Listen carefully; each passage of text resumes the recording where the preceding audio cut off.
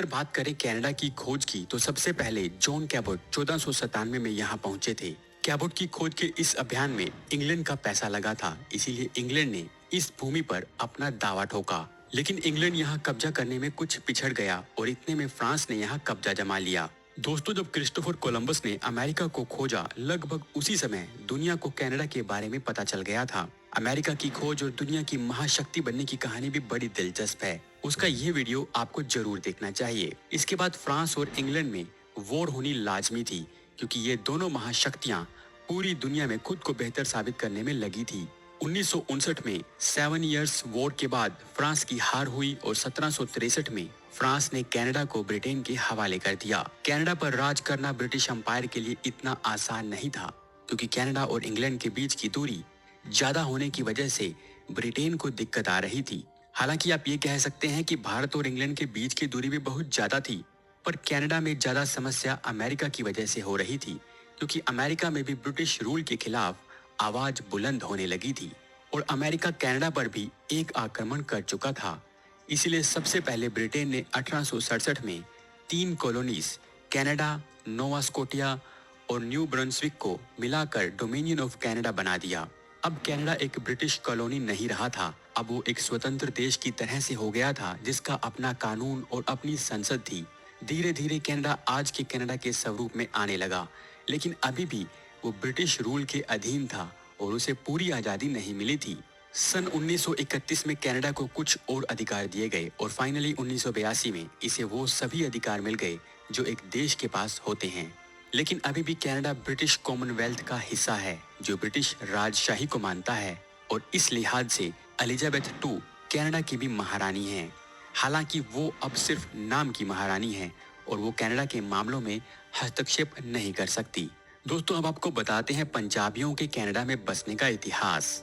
1897 में British Indian army के हिंदुस्तानी सैनिकों की एक टुकड़ी को महारानी विक्टोरिया की तरफ से डायमंड जुबली सेलिब्रेशन में शामिल होने के लिए लंदन आने का निमंत्रण दिया गया था।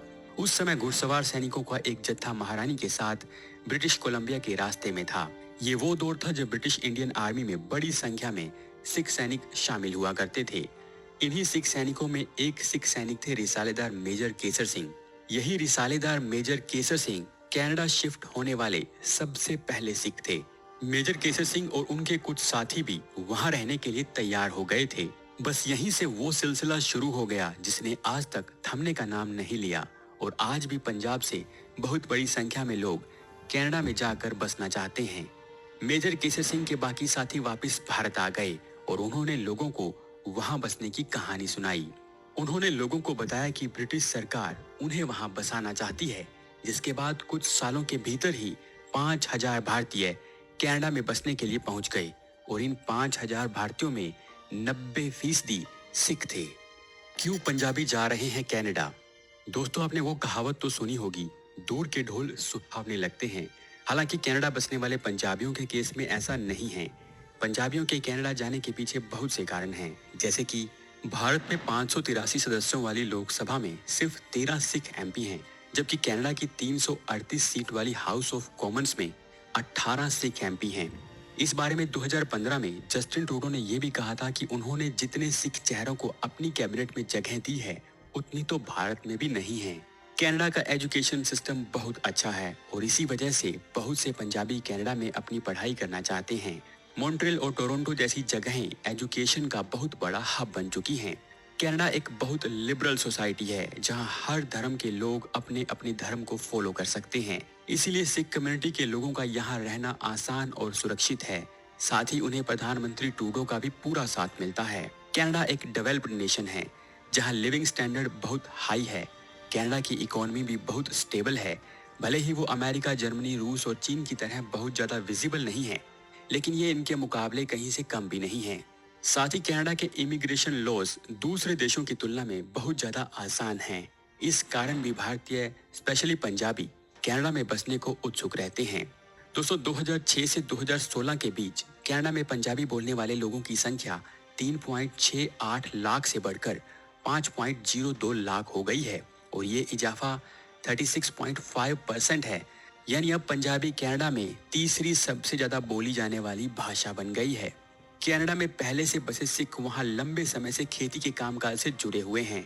वो अपनी आने वाली पीढ़ियों को यही विरासत सौंप कर जाते हैं। इसीलिए पंजाबी को वहाँ पंजाब जैसा ही माहौल मिलता है।